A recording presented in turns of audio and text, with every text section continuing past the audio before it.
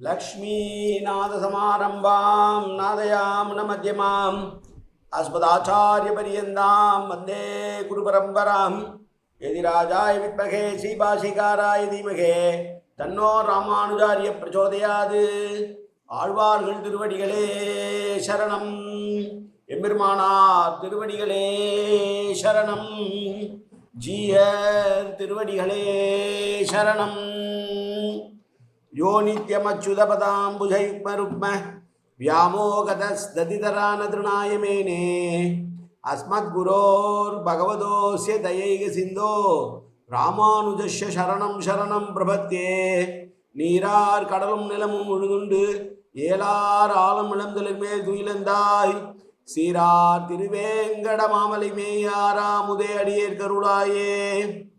இல்லாமல்ல ஏழுமலையான் பெருங்கருணையால் 4000 திவ்ய பிரபந்த பாசுர பதிவேற்றங்களின் வரிசையில் இன்றைக்கு 2689வது நாள் பாசுர பதிவேற்றம். நம்மாழ்வார் அருளிய திருவிருத்தம் திருமொழியினுடைய 5ஆம் திருமொழியினுடைய 10வது பாசுரம் 50வது பாசுரத்தை அனுபவிக்க இருக்கிறோம். தலைவன் தலைவியை நோக்கி விரைந்து போ என்று தன்னுடைய தேர்ப்பாகனுக்கு கட்டளை இடுகிற பாடல் இந்த பாடல் பாசுரம். ஆழ்வார் தலைவனாக இருந்து பேசுகிற பாசுரம் இந்த பாசுரம். மீண்டும் ஒரு முதலிலே தனியனை சேவிப்போம். கருவிருத்த கொயினைத்த பின் காமக்கடுமொழி வீழ்ந்து ஒரு விருத்தம் புக்குழலர் வீர் உயிரின் பொருள்கட்கு ஒரு விருத்தம் புகுதாமல் குருவேர் கோன் உரைத்த திருது விருத்தத்து ஓரடி கற்று நீ திருநாட்டகத்தே என்பதாகும்.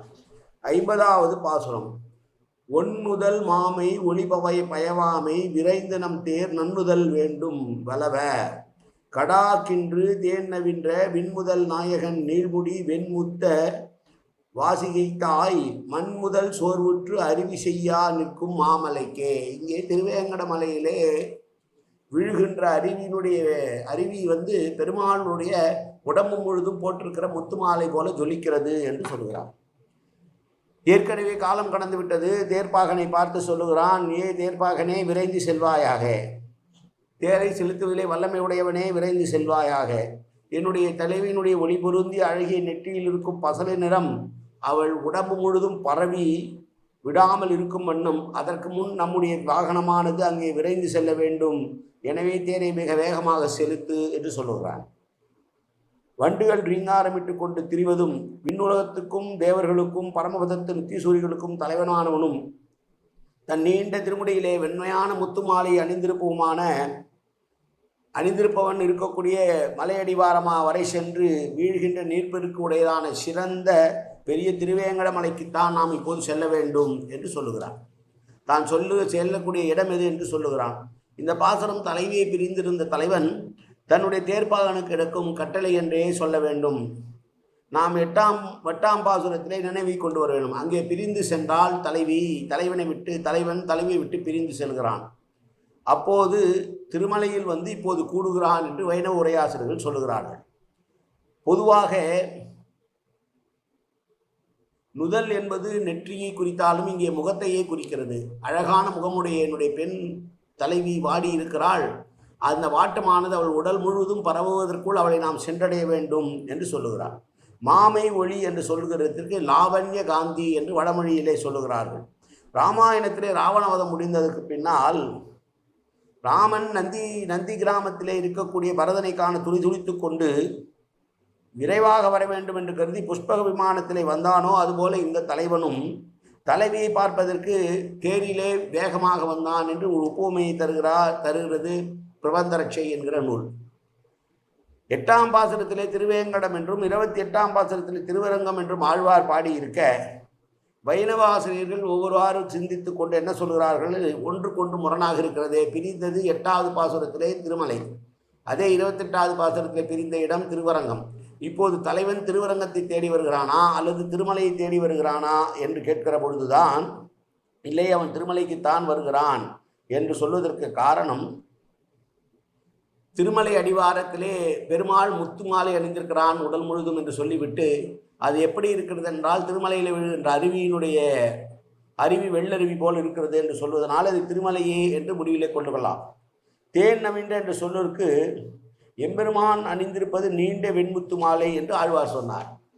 முத்துலே எப்படி தேன் இருக்கும் என்று சொல்லுகிற போது வண்டுகள் எப்படி ரீங்காரமிடும் அதை என்று சொல்லுகிற பொழுது அந்த மாலை சுற்றி ரீங்காரமிடவில்லையாம் வண்டுகள், அந்த மலையை சுற்றி ரீங்காரமிடுகிறது என்று ஒரு பிரித்து சொல்கிறார் அழகிய மணவாளஜியர்.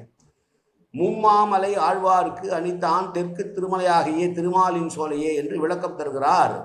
நெடுநாள் போன வழியை உடனே வந்து சிறிது காலத்திலே மீண்டு வர வேண்டும் என்பதற்கு ராமாவதாரத்திலே மனநிலையை ஒப்பு காட்டுகிறார் பிரதிவாதி பயங்கர மணங்காச்சாரியார். 14 வருடம் பிரிந்திருந்து பரதனை பார்க்க வர வேண்டும் என்பதற்கு முடியும் போது உடனே வர வேண்டும் என்று எப்படி ராமன் நினைத்தானோ அதுபோல பலகாலம் பிரிந்திருந்தாலும் தலைவியை உடனே காண வேண்டும் என்று பாகனுக்கு ஆணையிட்டு விரைவாக திருமலைக்கு நோக்கி வண்டியை செலுத்து என்று தலைவன் சொன்னதான பாசுரம் இந்த 50வது பாசுரம். மீண்டும் ஒரு முறை பாசுரத்தை சேவிப்போம். உன்னுதல் மாமை ஒளிபயவாமை விரைந்து நம் தேர் நன்னுதல் வேண்டும் வலவ கடாக்கின்று தேன் நவின்ற விண்முதல் நாயகன் நீள்முடி வெண்முத்து வாசிகை தாய் மண்முதல் சோர்வுற்று அருவி செய்யா நிற்கும் மாமலைக்கே திருவேங்கடமலையை நோக்கி செல்வாயாக பாகனே தேரோட்டியே என்று தன்னுடைய தலைவி இருக்கும் அனுமான திருமலையை நோக்கி செலுத்த சொல்லுகிறார் வாகனத்தை தலைவன். காயேன வாச்சா மனசேந்திரிவா அபியாப்தனாவா பிரகதேது சுபாவாது கரோமி எத்தது சகலம் பரஸ்மை